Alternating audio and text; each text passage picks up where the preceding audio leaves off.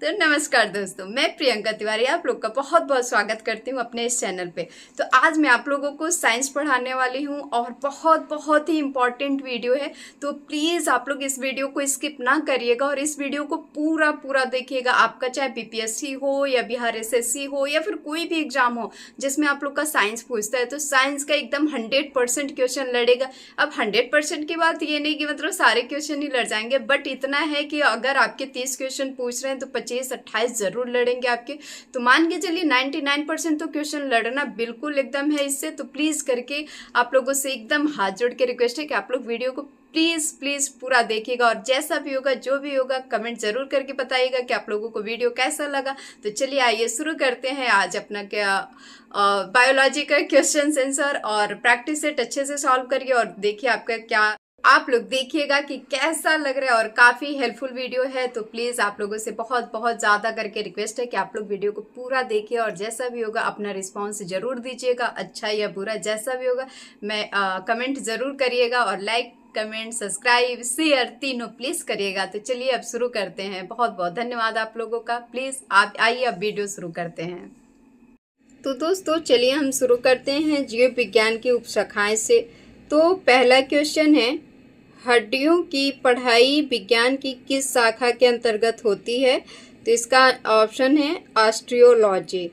BT culture के द्वारा निम्नलिखित में से कौन एक उत्पादित होता है? तो अंगूर उत्पादित होता है। ठीक है।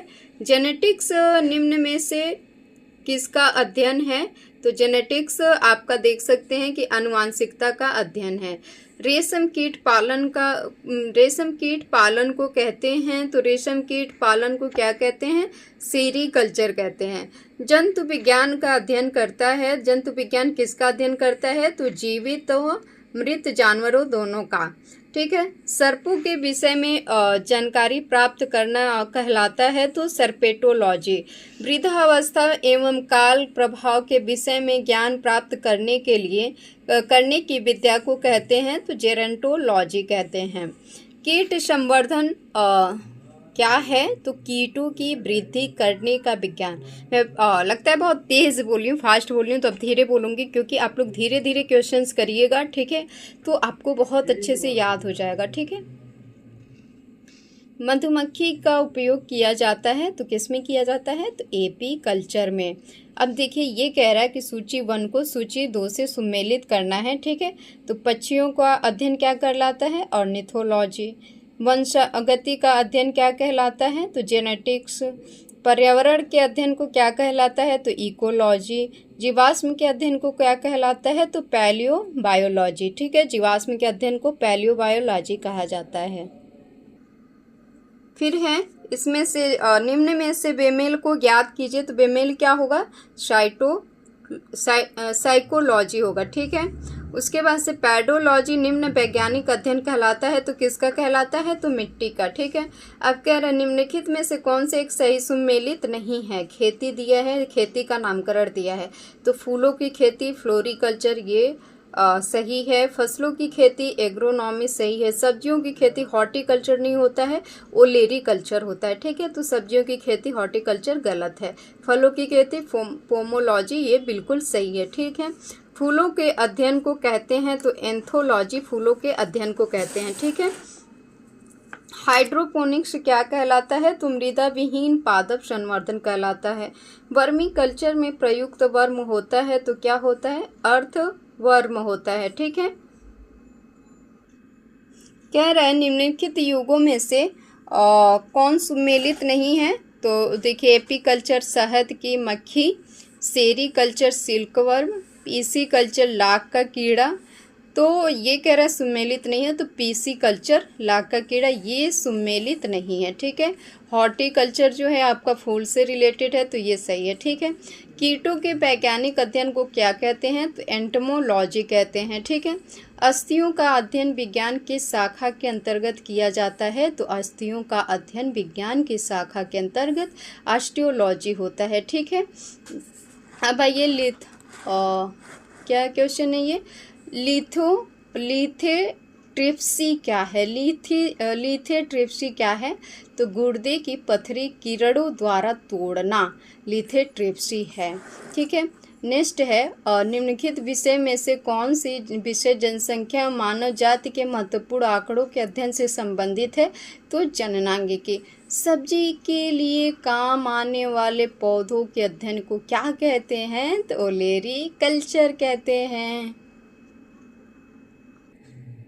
चलिए, हम बहुत सीरियस पढ़ाई कर रहे हैं तो चलिए थोड़ा मस्ती भी करके ऐसे खुशनुमा मिजाज बना के और इसको पढ़ते हैं। तो अब आते हैं दूसरा टॉपिक, जैव विकास। ठीक है, तो जैव विकास में विकास के उत्परिवर्तन का सिद्धांत किसने प्रतिपादित किया था? ठीक है, तो हुगो डी ब्रीज ने, यानी विकास के उत्परिवर्तन सिद्धांत का प्रतिपादन किया था हुगो डी ब्रीज ने, एज ए बच्चों के जैसे। ठीक है, तो एकदम मस्त एंजॉय करके आप लोग पढ़िए। ठीक है, भारत के विशाल वन्य बिल्लियों में किसके बारे में कहा जाता है कि वह हाल ही में विलुप्त हो गई?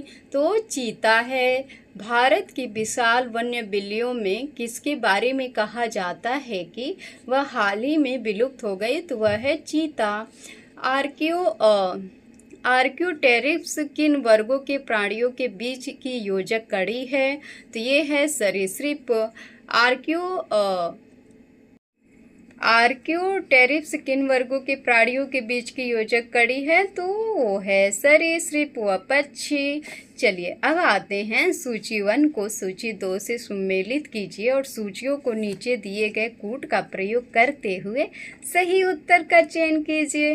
तो आइए हम चलते हैं। उत्परिवर्तन किससे संबंधित है? तो डी ब्रीज ने दिया था। और विकास का सिद्धांत किसने दिया था? तो डार्विन ने दिया था। एक जीन एक एंजाइम की परिकल्पना किसने की थी? ठीक है, तो जैकब एम मोनेड ने की थी। ओपेरॉन अवधारणा किसने, नहीं, एक जीन एक एंजाइम की जो किया था वो बीडल एम टैटम ने किया था। और ओपेरॉन अवधारणा जो दिया था वो जैकब एम मोनेड ने दिया था। ठीक है, चलिए अब क्वेश्चन आता है कि पृथ्वी पर सबसे पुराने जीव कौन से हैं? तो नील हरीश शैवाल हैं। आधुनिक मनुष्य के हाल ही का पूर्वज किसे कहा जाता है? तो क्रो मैग्नान मानुष को कहा जाता है। आर्क्योटेरिक्स है एक, तो जुरैसिक युग का सर्व पुरातन पक्षी है। ठीक है, चलिए नेक्स्ट क्वेश्चन पे चलते हैं।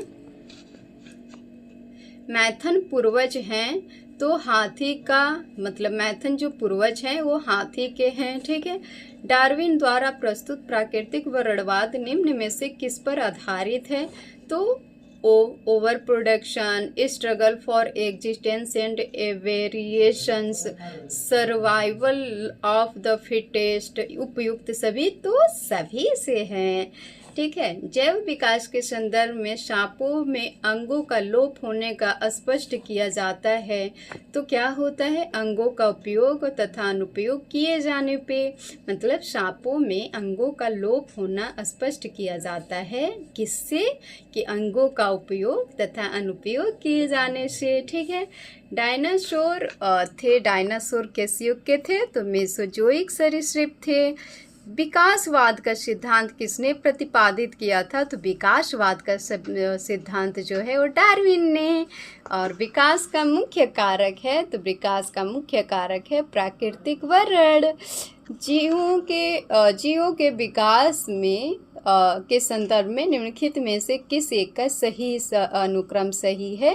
तो ये है सालामेंडर, अजगर, कंगारू। अब जीव विकास का सर्वप्रथम किसने समझाया? तो लैमार्क ने।